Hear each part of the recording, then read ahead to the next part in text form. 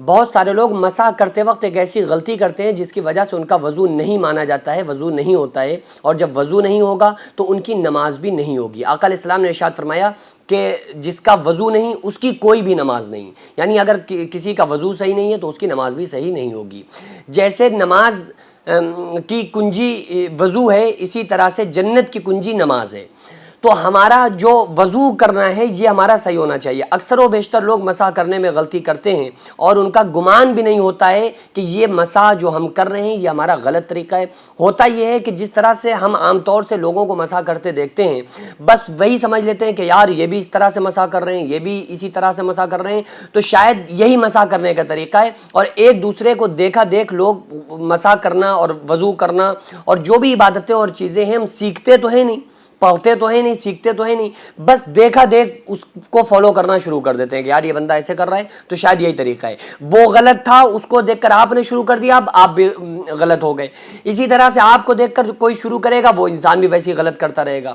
تو اس لیے کم سے کم ہمیں وہ چیزیں جن کا ادا کرنا فرض ہے، وضو میں جو چیزیں فرض ہیں ان کو ادا کرنا یہ ضروری ہے۔ ان میں سے اگر ایک مسٹیک بھی ہو گئی تو پھر آپ کا وضو نہیں مانا جائے گا۔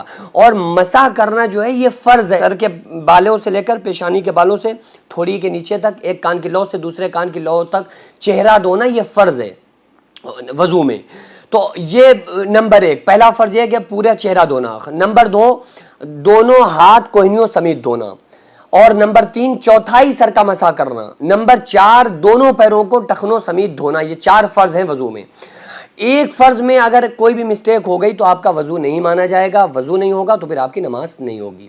مسح کرنے کا طریقہ کیا ہے آپ لوگ اس کو سمجھ لیجیے۔ آپ نے پانی لیا، پانی لے کر ہاتھوں کو چھوڑ دیا، یعنی کہ پانی لے کر چھوڑ دیا، آپ نے ہاتھوں کو بھگو لیا، ٹھیک ہے، آپ کیا آلریڈی ہاتھ بھیگے ہوئے تھے لیکن آپ نے مسح کے لیے تھوڑا سا پانی لیا، مٹھی میں اس کو چھوڑ دیا، اور پھر اس کے بعد میں مسح کہتے ہیں ہاتھ پھیرنے کو، گیلا ہاتھ پھیرنے کو، تاکہ وہ جو گیلا پن ہے وہ لگ جائے، اس کو مسح کہتے ہیں۔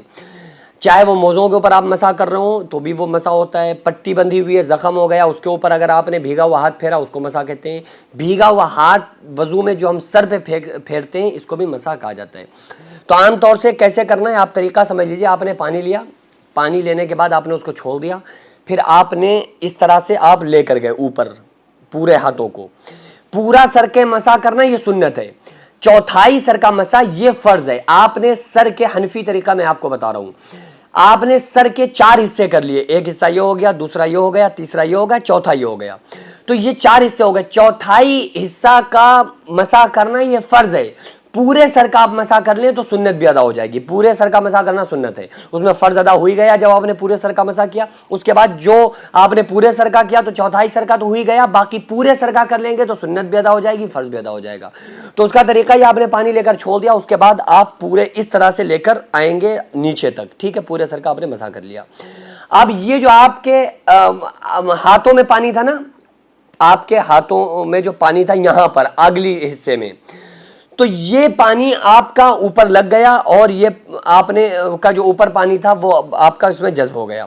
اس کے بعد آپ نے ان دونوں انگلیوں کو لینا ہے، کان میں داخل کرنا ہے، کان میں ڈالنا ہے اچھے سے، اور اس کے بعد ایسا نہیں کہ صرف کان کے بیچ حصے میں اس کو ڈالنا ہے، بلکہ یہ جو کان کا حصہ ہوتا ہے نا، پوری اس کی گلائی کان کے اندر کی، اس کو اس طرح سے پورے کان میں اس کو مسح کرنا ہے، یعنی پورے کان میں اس کو لگانا ہے، سنت طریقہ ہے۔ پھر انگوٹھوں کو کانوں کے پیچھے لے کے جانا ہے اس طرح سے، یوں بعض لوگ تو یوں کر کے یوں یوں یوں یوں کرتے ہیں، تو یہ یوں یوں یوں یوں نہیں کیا جائے گا، اور نہ اس طرح سے بعض لوگ انگوٹھا لے کے یوں یوں کئی مرتبہ کرتے ہیں، تو ایسا بھی نہیں کرنا ہے۔ آپ کو یہ انگوٹھوں کو کانوں کے پیچھے یوں لے جانا ہے اوپر تک، اور اسی طرح سے نیچے کو آپ کو لے آنا ہے، ٹھیک ہے۔ اس کے بعد پھر یہ جو آپ کے ہاتھوں کا جو پشت باقی رہا نا، پشت ہتھیلی تو آپ نے یہاں پہ لے آئے، جو پشت باقی رہا اس کو آپ کو گردن پہ یوں کر لینا ہے، گردن پہ، تو گردن پہ یوں کیا تو یہ گردن کا مسح ہو گیا۔ تو گردن کا مسح کرنا بھی سنت ہے، گردن کا آپ مسح کریں گے یہ بھی سنت ہے۔ تو یہ طریقہ ہے مسح کرنے کا۔ بعض لوگ پتہ نہیں کس کس طرح سے، کوئی انگلی ڈال کے یوں یوں گھما رہا ہوتا ہے کان کے اندر، کوئی انگوٹھوں کو لے کر پورے کان کے بیچ یوں یوں کر کے گھما رہا ہوتا ہے، تو یہ طریقے خلاف سنت ہے۔ حالانکہ آپ نے اگر چوتھائی سر کا مسح کر لیا، آپ نے بس اوپر تھوڑا سا بھی حصے میں اگر آپ اپنے ہاتھوں کو لی گئے اور اس کا مسح کر لیا تو آپ کا مسح تو ہو گیا، لیکن یہ مسح خلاف سنت ہے۔ تو ظاہر ہے کہ ہمیں ہر وہ کام جو نیک کام ہم کر رہے ہیں تو رسول اللہ صلی اللہ علیہ وآلہ وسلم کے بتائے ہوئے طریقے کے مطابق ہونا چاہیے، تاکہ ہمارا وضو جب خشوع اور خضوع کے ساتھ ہوگا تو ہماری عبادتیں، ہماری نماز بھی انشاءاللہ تعالیٰ خشوع اور خضوع کے ساتھ ہی ہوگی۔ یہ چھوٹی چھوٹی چیزیں بہت اہم ہیں، بہت امپورٹنٹ ہیں، ان کو سمجھنا، سیکھنا یہ ہر مسلمان کے لیے فرض ہے۔ ہر مسلمان پر علم دین کا حاصل کرنا فرض ہے، اتنا علم دین کہ جس سے حلال و حرام کی تمیز کر سکے۔ اور پھر یہ تو عبادات میں سے تمام چیزیں، وضو کرنا، غسل کرنا، تیمم کرنا، نماز کا صحیح طریقہ، غسل کا صحیح طریقہ، یہ ساری چیزیں تو ہمارے دین میں ہیں، ضروری ہیں۔ ہر انسان کے لیے نماز ضروری ہے، اور نماز کے اندر کی جتنی چیزیں، فرائض، شرائط، جو بھی چیزیں، ان سب کا جاننا ہر مسلمان کے اوپر فرض ہے، ہر مسلمان کے لیے لازم ہے، ضروری ہے کہ ان تمام چیزوں کو سیکھیں۔ تو اس لیے میرا خیال ہے آپ لوگوں کو سمجھ میں یہ مسئلہ آ گیا ہوگا۔ اللہ رب العالمین سے دعا ہے اللہ تبارک و تعالی ہم تمام لوگوں کو ان تمام مسائل کو سیکھنے کی اور سنت رسول صلی اللہ علیہ وآلہ وسلم کے مطابق تمام کام کرنے کی، عمل کرنے کی، عبادات کرنے کی، خصوصی طور پر نماز پڑھنے کی اللہ تعالیٰ توفیق عطا فرمائے۔ وما علینا الا البلاغ۔ السلام علیکم ورحمۃ اللہ تعالی وبرکاتہ۔